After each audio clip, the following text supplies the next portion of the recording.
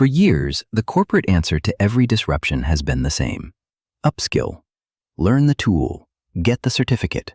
Take the course. The promise is that training can close whatever gap the market creates. But the gap widening right now is not mainly a training problem. It is an authority and liability problem. Training cannot grant authority, and it cannot transfer liability, because those are political and financial decisions, not educational outcomes. Here is the mechanism: credential inflation under telemetric work. In a modern U.S. enterprise, work is now a stream of telemetry. Every Jira ticket, every Slack ping, every GitHub commit is a data point in a cost efficiency model.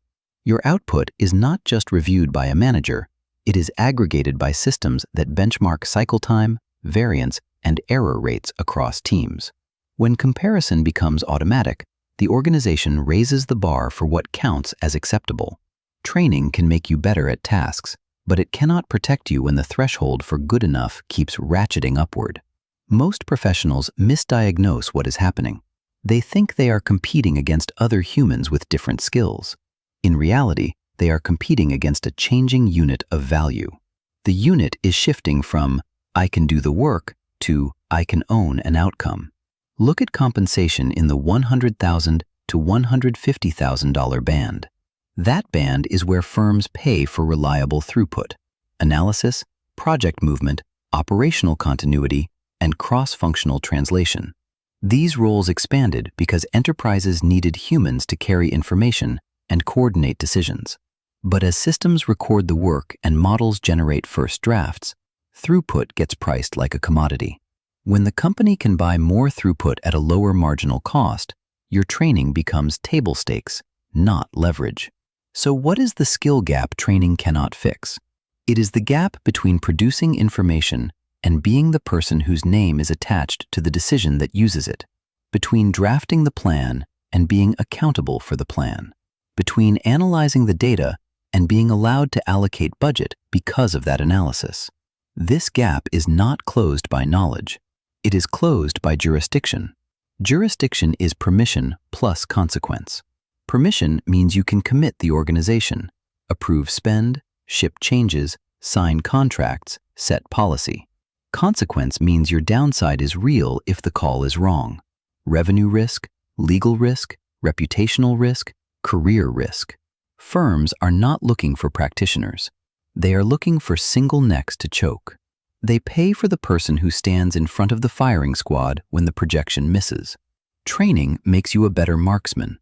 It does not teach you how to be the target. Training programs mostly avoid consequence. They teach frameworks and best practices. They rarely put you in a seat where a wrong decision has a measurable cost. Training often exists to create the appearance of adaptation without transferring real authority.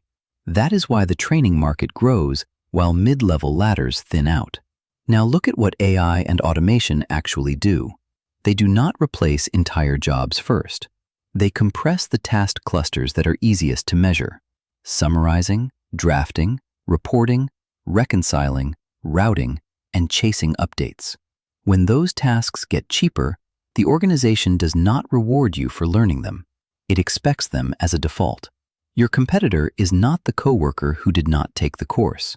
It is the workflow where the course outcome is embedded in software.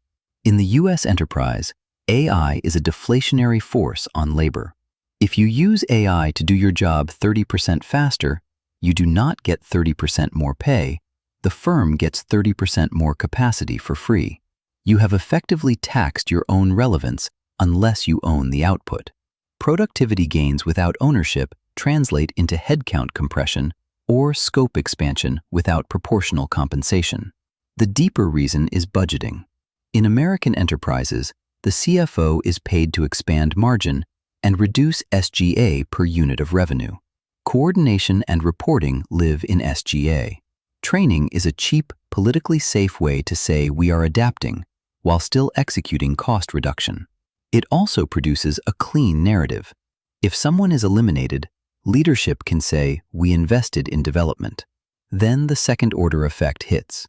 As routine work is automated, what remains shifts toward exception handling. Edge cases, ambiguous trade-offs, and risk decisions. That residue is less trainable in a classroom because it depends on context, incentives, and power. The skill is not a technique. It is navigation inside competing priorities under time pressure. That is why you see the paradox: more learning, less security. People stack credentials, but leverage declines. They become highly trained operators in a layer the firm is trying to compress. To the CFO, an operator is a variable cost to be minimized. You are fighting for space in a shrinking room because you represent an expense line, not a revenue driver. The gap is not that they lack knowledge. The gap is that they do not control a budget layer. Levers that dictate survival are political. So what converts into compensation resilience? 3 things, and none are solved by training alone. First, decision proximity. If you are 2 layers away from the person who can approve spend or accept risk, your outputs are upstream commodities. Move closer to the decision interface, the point where trade-offs are made, not described. In the US hierarchy, proximity is power. You want to be in the room when the trade-off is painful, not just when the summary is presented. Ownership means having a P&L, however small, a vendor contract, a regional renewal book, or a cost savings target. If you don't own a number, you are just an observer of someone else's risk. Second, liability attachment. The market rewards names on the line. You need artifacts that prove you carried consequence, a memo that killed a project, a pricing change that moved gross margin, a model that reallocated budget. Not a deck you supported. In an audit-heavy enterprise, support is invisible, accountability is indelible. You need scar tissue, public records of high-stakes calls, proof that you were accountable when something material was at stake. High-value players are not measured by their effort, but by the magnitude of the risks they safely absorbed. Third, constraint management.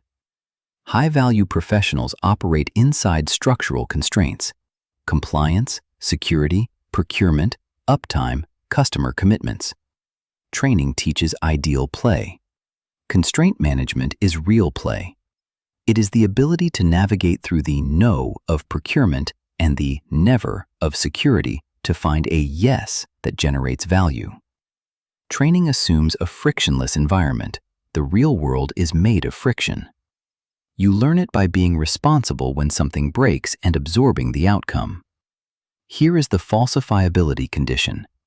If firms stop telemetricizing work and stop tying cost reduction to measurable throughput, credentials could regain leverage. If coordination becomes scarce, the model returns. But the direction of enterprise operations is opposite: more telemetry, more automation, more auditability. If you disappeared, would outcome degrade?